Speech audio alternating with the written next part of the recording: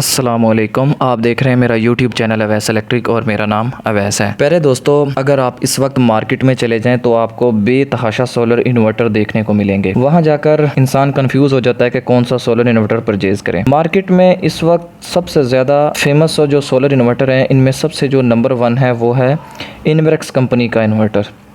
इसके अलावा क्राउन है, सोलर मैक्स है, ज़ियोनिक है, टेस्ला है, इनके इन्वर्टर भी बहुत अच्छे हैं। और इसके अलावा प्राइमैक्स भी है, फ्रोनस है।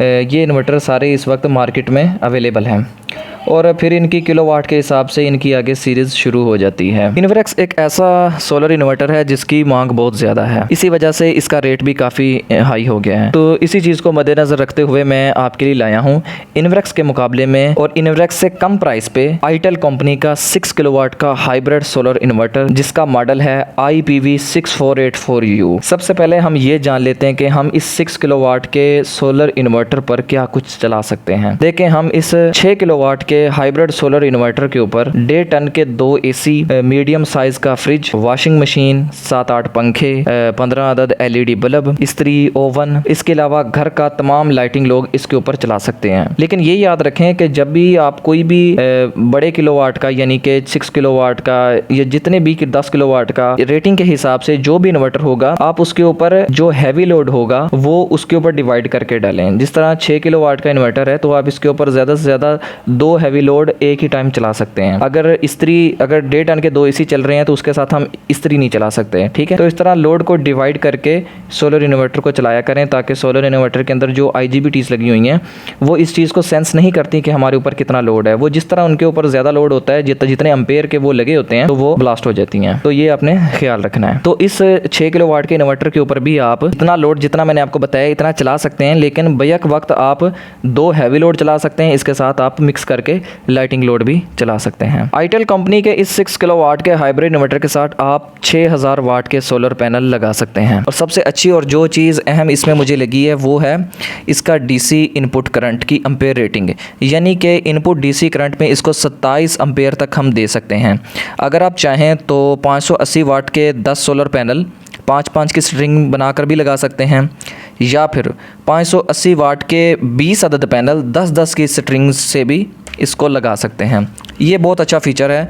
अगर किसी आम इन्वर्टर में देखा जाए तो ज़्यादा से ज़्यादा 13 से 15 एम्पेयर की DC इनपुट करंट की रेटिंग होती है। तो लेकिन आजकल जो ज़्यादा सोलर इन्वर्टर मार्केट में आना शुरू हो गए हैं वो तकरीबन 27 एम्पेयर तक ही अब आ रहे हैं, ठीक है। 13 एम्पेयर या 15 एम्पेयर की रेटिंग के इन्वर्टर अब बहुत कम हो गए हैं। अगर MPPT वोल्टेज की बात की जाए तो ये 85 वोल्ट DC से स्टार्ट हो जाता है और 500 वोल्ट DC तक हम इसको दे सकते हैं। और पावर फैक्टर की अगर बात की जाए तो इस 6 किलोवाट के हाइब्रिड इन्वर्टर का पावर फैक्टर 1 है, जो कि बहुत अच्छा है। आईटेल कंपनी के इस हाइब्रिड 6 किलोवाट के इन्वर्टर की एक ख़ास बात यह है कि ये इन्वर्टर 6 किलोवाट का है, यानी 6000 वाट का मुकम्मल लोड इस पर हम चला सकते हैं। लेकिन अगर गलती से इस पर डबल लोड यानी कि 12000 वाट का लोड भी इस सोलर इन्वर्टर पर चलाया जाए तो ये 10 सेकंड तक उसको बर्दाश्त करने की सलाहियत रखता है। मेरे नज़दीक ये 10 सेकंड बहुत ज़्यादा है, क्योंकि इतना ही अचानक लोड चलता है और बंद हो जाता है, क्योंकि ये 12000 वाट का झटका भी या उसकी सर्ज पावर जो है ये उसको बर्दाश्त करने की सलाहियत है। लेकिन इन्वर्क्स के सोलर इन्वर्टर में हमें ये चीज़ देखने को नहीं मिलती। और इस इन्वर्टर को आप विदाउट बैटरी भी चला सकते हैं, और बैटरी लगानी हो तो 4 बैटरीज सीरीज़ में लगेंगी, क्योंकि ये 48 वोल्ट का सिस्टम है। इसके अलावा इसके अंदर ग्रिड फीडिंग भी मौजूद है, यानी कि आप इसके साथ ग्रीन मीटर भी लगा सकते हैं, और जो अपने इजाफी यूनिट हैं वो आप वापडा ये के इलेक्ट्रिक को आप सेल भी कर सकते हैं। अगर दूसरी तरफ इन्वर्क्स के 6 किलोवाट के नाइट्रोक्स सीरीज़ के हाइब्रिड सोलर इन्वर्टर को देखा जाए तो उसमें भी यही चीज़ें हैं जो आईटेल के 6 किलोवाट के हाइब्रिड सोलर इन्वर्टर में चीज़ें हैं, ठीक है। इन्वर्क्स में 2-3 चीज़ें एक्स्ट्रा हैं, ऐड हैं, वो भी मैं आपको बता देता हूँ।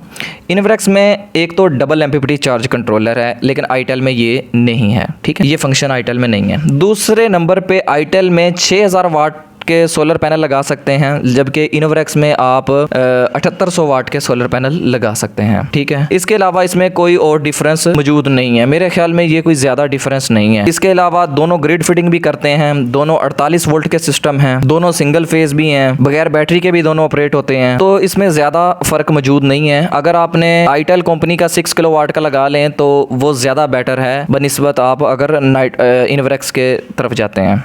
ये आपकी चॉइस है। तो अगर इन दोनों की प्राइस की बात की जाए, सबसे एंड पे मैं बताता हूँ, इन्वर्क्स के जो नाइट्रोक्स का 6 किलोवाट का हाइब्रिड सोलर इन्वर्टर है वो तकरीबन 4 लाख का आपको मिलेगा। कहीं रेट ज़्यादा भी हो सकता है, किसी शहर में शहर में रेट कम भी हो सकता है, लेकिन इसकी तकरीबन 3,80,000 से ऊपर ही प्राइस है। 3,80,000 से कम प्राइस नहीं है।